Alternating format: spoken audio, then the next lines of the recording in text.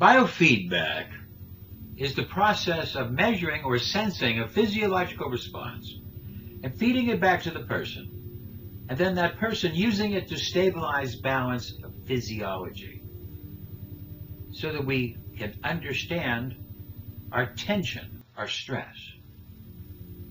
Now we're sensing the body here. We're going to be using the body and we're going to be sensing it with our system of quantum biofeedback. Quantum biofeedback, we're not developing an awareness for you to change. The machine is trying to sculpt out and improve your body electric. So it's up to you to sense and measure the different responses. A different type of biofeedback, the normal type of biofeedback. A type of biofeedback built on your own inner awareness. And building your own inner awareness to come to grips and to change, to take responsibility for your health. That's what true biofeedback is. You can control your physiological response. You can lower your blood pressure. You can activate your energy. Today, we're talking about activating energy within the body. And we're going to be using a type of process, a simple acronym for you to try to remember. AWARE, aware. Become aware. Now this simple acronym, basically the first step, air, water, awareness, recognition, and effort, so that you can start to get your own biofeedback and start to build your awareness, and then have effort to change it. Air. We need to feel the need for oxygen exercise. Water. Recognize when you're thirsty. Awareness of your pains and numb areas. Not only the areas that you attend to, but the numb areas that you don't. Balance. Recognition of the messages from the body. And the effort and the will and the discipline to change, to find responsibility, to change that responsibility and become disciplined. We all need air, not just oxygen, we need air. There's other components in it. And how do we capture and deal with that? We all need water. We all need to understand when our bodies become thirsty. We need to be able to sense the energy, and today we're going to be building energy through the body. We're going to start with our need for air. Start with our need to breathe, stabilizing oxygen. Here's a biofeedback lesson to get the most out of life. The most essential nutrient of life is air, and most people only get 25% of the available oxygen in their lungs. Most people just do chest breathing. We now need to teach them to do diaphragm breathing or belly breathing, to utilize the complete lung, to be able to utilize the diaphragm and the ribs. And if you can expand and focus and get the complete breath through the diaphragm and into the chest, into the sinuses, then all of life's processes will work better and health will be increased because you will charge up oxygen. Belly breathing is deeper part of the lungs. The chest is the upper part of the lungs. That is deep breathing, and even within the head. In the head, we have sinuses that can receive oxygen. These sinuses are actually cooling towers for the pineal gland. And with the pineal gaze, as you're breathing, you can intensify, because the sinuses are cooling towers for the pituitary, cooling towers for the hypothalamus, cooling towers for the limbic system of our emotions. So it's very important as we get all of the oxygen, we're starting to activate all of our system. The limbic system, stabilizing emotions, and activating the pineal gland, our third eye, which will increase melatonin and DMT through the body. Belly, chest, head. That's the way it goes, like this. And letting go. Now let's add some more parasympathetic juice to this. Inhale, stimulating the vagus nerve, belly goes out. Joyful smile, stimulating the facial nerve. Serene eyes, stimulating the oculomotor. And pleasurable exhale, stimulating the glossopharyngeal. We can add alternate nostril breathing, but moving the spinal fluid and the brain fluid, circulating the cerebral spinal fluid is very important. You inhale, expand your chest, expand your stomach, belly breathe, get your neck, and goes back like this, your chin goes back, and when you exhale, curve down so that you get cerebral spinal from the cervical all the way down into the spinal and the sacral.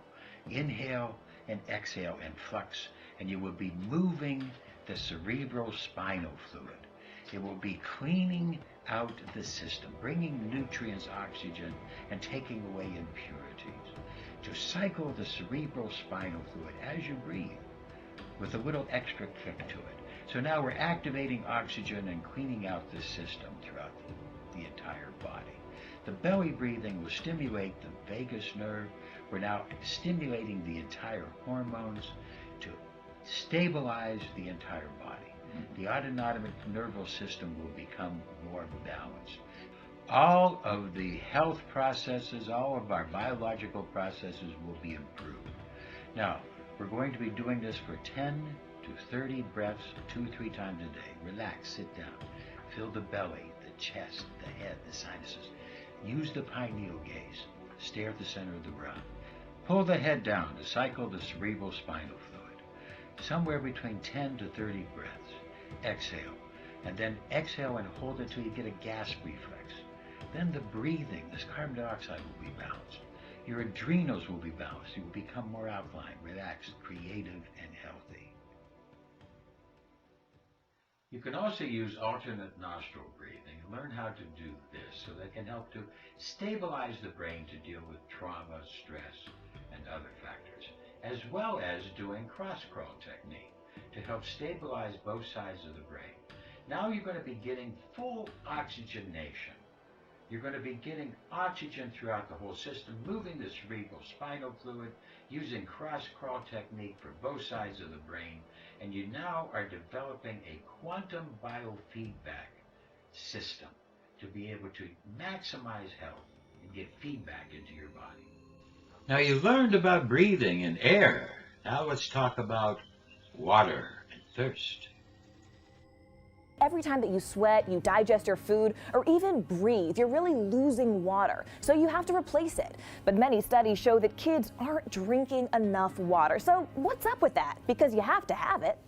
I'm Dr. John Torres, an emergency physician and the NBC medical correspondent. Hydration means that you're getting fluid into your body. The majority of what we have inside of us is water, and we need that water in order to survive. You have to get that from external sources, meaning you have to drink it.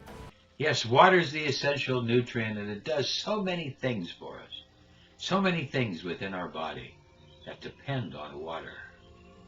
Once you drink it, it goes into your intestine, goes into your guts, and from there it goes into the body, into all the cells. Once it gets done with the cells, it goes through our bloodstream and gets filtered out through our kidneys.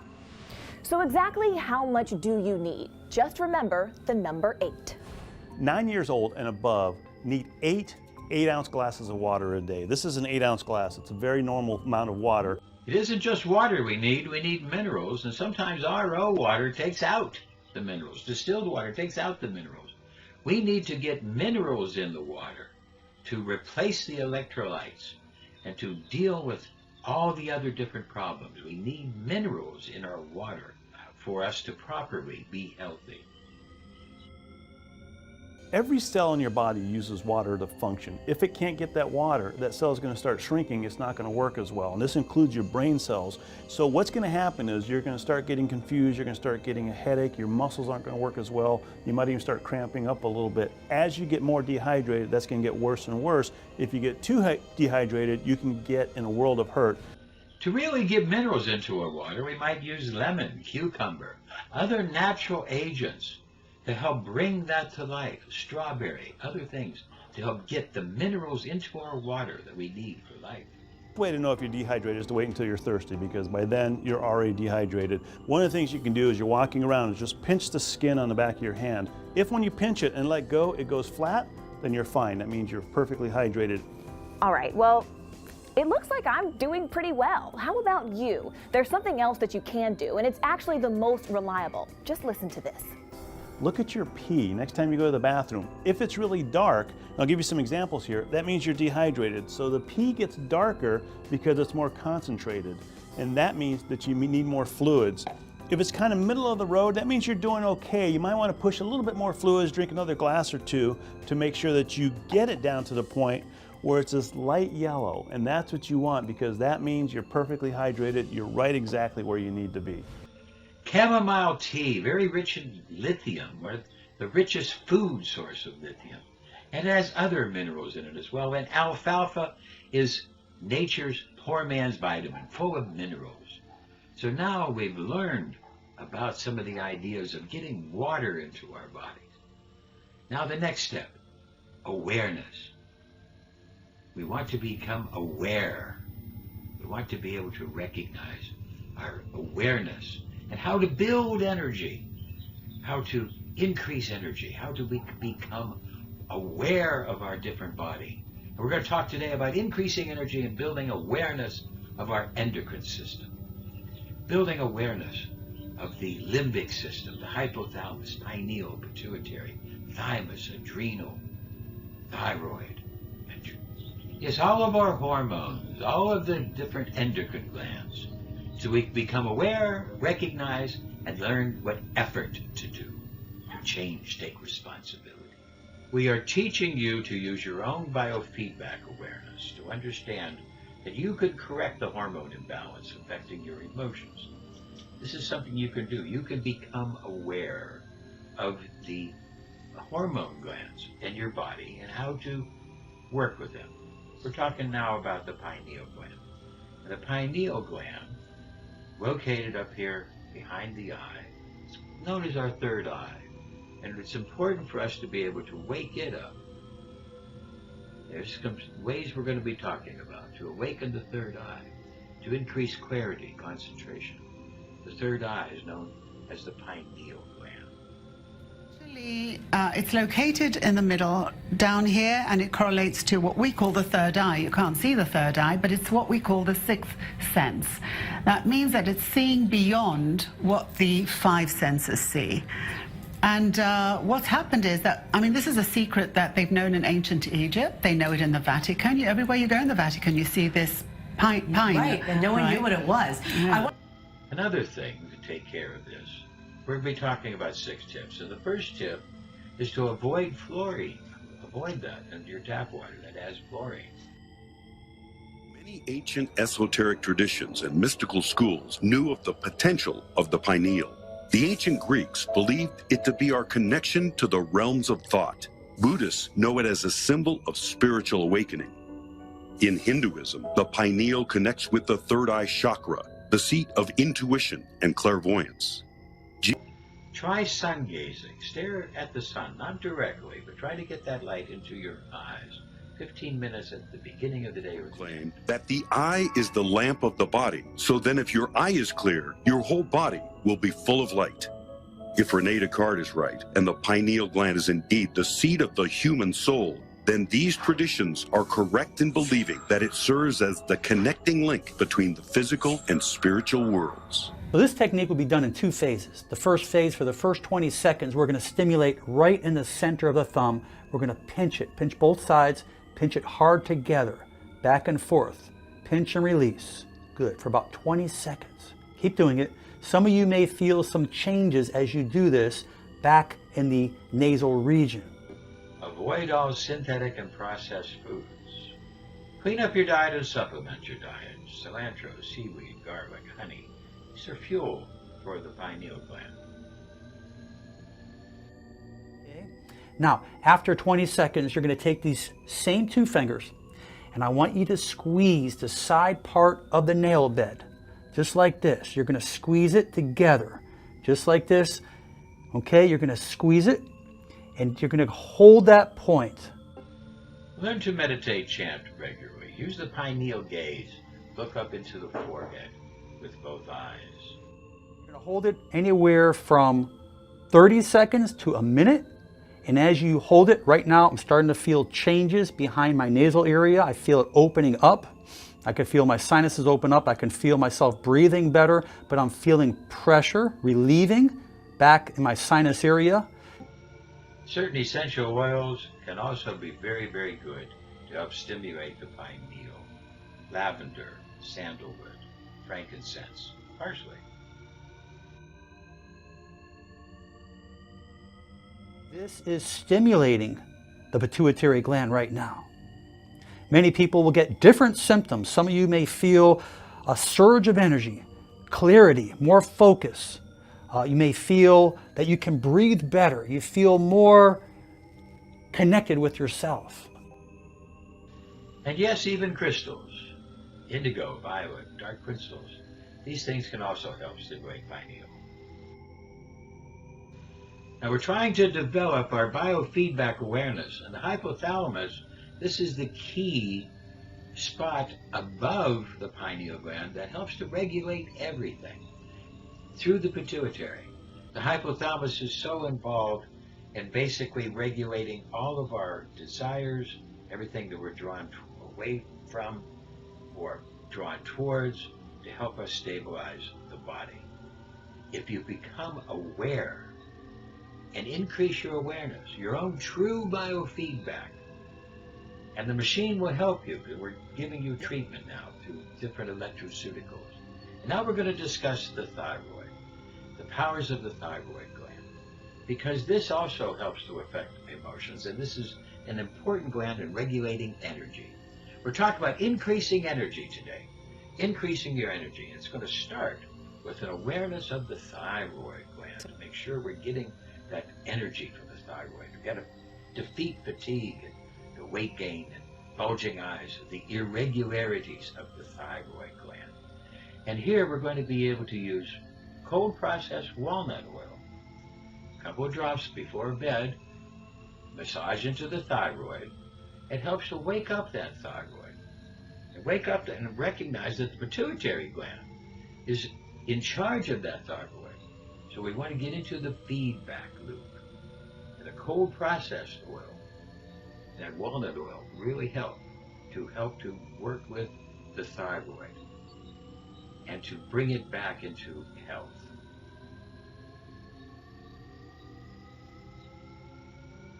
Become aware of the energy in the neck, that chakra area of the neck.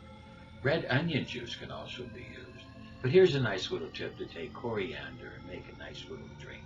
Crush up the coriander seeds. Don't use too violent a process. Crush them up slowly. This will help to free up the different nutrients. If you use the mixer, it's too hot. But you want to be able to crush them up and then store them for use later. Mix them in with water. Keep it overnight. Let it soak. Boil it at a low flame. Help to separate it till it gets down, and the vital nutrients will all be there. Strain off the seeds, and you take this and drink this in the morning. Let it wake up the intestine. Don't have anything else for 30 minutes, and then have your breakfast. This will really help clean out all the problems of the thyroid and regulate it. Make it clean and working, and take your energy level up to the moon. So what we're talking about today is biofeedback for energy. Walnut oil massage, coriander seed, very important. Now let's talk about a couple of yoga poses. Here we have a breathing exercise. Make the sound of Om very slowly. Move the head back and forth. Stimulate Ra-ma, Ro, throw. All sounds for the thyroid. Ra-ma, Ro, throw.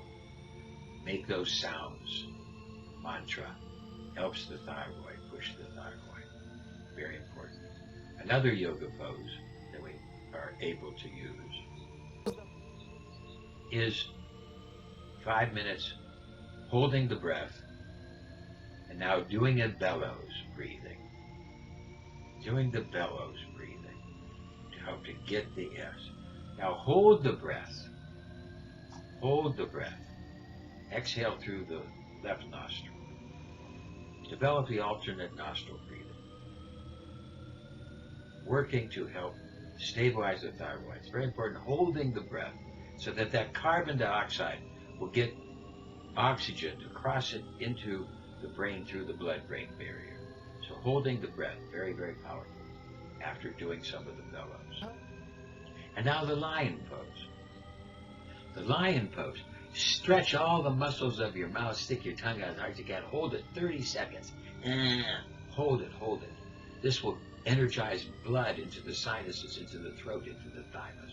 And these little exercises will help the thyroid to make sure that we can activate the energy, to working with the thyroid, increasing our energy through a biofeedback. So when we feel low, we have that biofeedback mechanism to do this.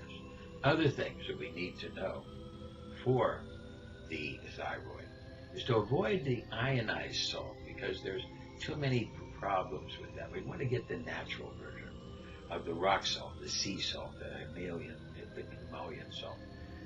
We want to be able to recognize that we avoid the tea and coffee. There's too much tannin that will hurt the thyroid. Also recognize, avoid all the processed food. Avoid those things. It's terrible, terrible food. Avoid those things. Cabbage, beans, nuts, cauliflower, very good, but they're better cooked. Avoid them raw. Especially avoid the red cabbage. That will weaken the thyroid. Avoid the red cabbage. Red cabbage and collard greens can weaken the thyroid.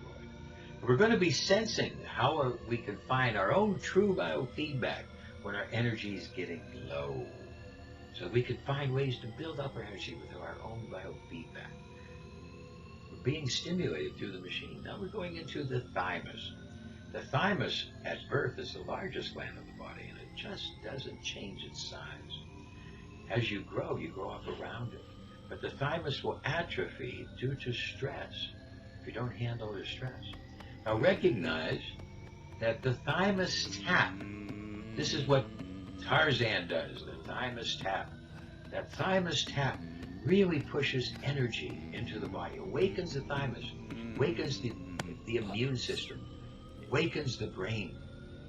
That thymus, when it's depressed because of stress and tension and troubles and concerns, it will then take your immune system down, take your whole energy down. And we want to stimulate that thymus and recognize that the thymus tap, a little bit of song, a little bit of those, just like Tarzan pounding the chest, the thymus tap. It really works to bring energy into the body and waken up the mind. With a common denominator. It has what they call the suprasternal notch. So let's find that suprasternal notch. Come down from your neck, right in the middle, and you'll feel a notch, like a little U, and your finger will sink right into it. Well, that is the top part of the manubrium of the sternal region. This exercise will help the thymus, but it also would start energy into the brain to stabilize the sympathetic and parasympathetic nerves that exist behind the chest area there. We're going to be concerned today is stimulating the sympathetic nervous system. This is going to increase oxygen to the brain to increase alertness. It's going to allow our sight, our hearing, and other senses to become sharper. This is what's going to allow nutrients to flood into the bloodstream. Stabilizing the endocrine system is very important, but also stabilizing the sympathetic, parasympathetic, the different autonomic nervous systems. Very, very important. Your sternum. The pinky side will go against your sternum right below the suprasternal notch. I'll take this hand and I'll tap it firmly. 1, 2. That's it. And now a key place, the adrenal glands. Because so many of us get weak adrenals called hypoadrenia. Our whole life energy gets weak because we need to stimulate the adrenal gland. You're going to put your fingers with your middle finger in your belly button. and you're going to come out about 1 inch. Then you're going to move up about 1 inch as well. So for those of you who are working in the more new system, then it's about 2.5 centimeters from the belly button and 2.5 centimeters up. From here, you're just going to go in. Now, for some of us, we have a fair bit of flesh here. For other people, they might be a little trimmer. But you're going to go in until you feel some kind of resistance. So you want your tummy muscles to actually be quite relaxed here. If you're really engaging those abs at this point, then you're going to actually just be working the muscle instead of going into the reflex point for the adrenal glands. So you're going to come in until you feel some kind of resistance, and from that place, you're going to make circles and massaging this area. We're working with neurolymphatic reflex points, and usually with those we go in as deep and as hard as we can. But actually with these adrenal ones, it's very important that we meet them where they're at. The adrenal glands, where we get our adrenaline from, sits here on the kidney. We have 2 of them on different sides of the kidney. And these are very, very important to produce the adrenaline that we need. There's so many things. The adrenal glands can actually make any of the hormones whenever we need them. They're a key part of our entire life process. We can see that the massage of the adrenal gland from the front might be able to get there, but actually it's pretty difficult. There's an awful lot of organs to reach through. It's better that we do an adrenal stimulation from the back. And we're going to teach you the adrenal tap. Just setting down, you need to reach your hands into the back, tap lightly on the adrenal spots about 25-30 times. We also have points on the back in exactly the same place. So you could put your hands on the spine in line with the belly button, come out 2.5 centimeters, go up 2.5 centimeters, and massage them there as well in exactly the same way. And it's a really great way to start helping your adrenal glands to relax and release some of that excess energy that they hold. 1, the holding your breath test. Now, one good indication of adrenal fatigue is the ability to hold your breath for long periods of time. Holding the breath is an indication of an awful lot of different functions, and also an indication of the adrenal function. If you can hold the breath for more than a minute, it's an indicator that your adrenals are more healthy. And the longer you can hold the breath, the better it will be for the entire body. Because that carbon dioxide will then, as it builds up and you hold the breath, it will be detected by the body and thereby allow oxygen to go into the brain. So we want to recognize, we want to be able to bring in oxygen, but also be able to hold the breath.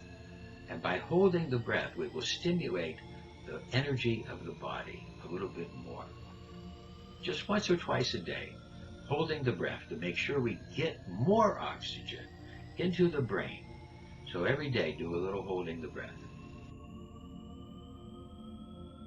And so if you have really good adrenals, you can hold your breath for like a minute or longer. We measure the blood pressure, sitting then standing. We also get an indication of whether the adrenal. We should not have too much of a drop. But we can also see the adrenal from the eyes and the reaction to light. Here, shine the light into the eye. The small little pupil should get smaller and maintain that smallness by keeping the light held steady. If it starts to get weak and start to open up, which a lot of times it will within about, 10 to 15 seconds, then we know the adrenals are weak because the entire nervous system that controls that is weak. It's very important for us to understand the need to eat whole plant foods for the fiber. This will feed our gut microbiome, the bacteria, to make the chemicals we need for brain activity. It's very important that we get the fiber, plant fiber, and get that into our diet every day so we can make the proper hormones inside our gut to feed the brain and stabilize all of life. You get everything working, all the different hormones. It's very important that we understand to not eat for emotional reasons, because the gallbladder sends out a hormone after eating. And it's very important for us to realize we need to eat for nutrition, not for stimulation. and to stabilize the gallbladder so that we can get proper hypothalamus satiation, not through emotional eating, but through eating the plant fiber and getting the body stabilized. And finally, our biofeedback will develop on compassion and contemplation to be able to recognize inside when there's turmoil, and feedback loop to be able to relax and still the mind and come to a oneness of understanding. Stabilizing the body, turning on all the different energy systems. Now for the rest of this biofeedback session, use your internal awareness. Feel the tension in the muscles. If you're too tense, relax them. If you're too weak, energize them. Feel the body. Feel the energy. Let the energy build. Let the energy escalate, elevate. Feel the energy building in the body. And focus on becoming aware, recognizing, and learning the effort and the willpower to change, take responsibility,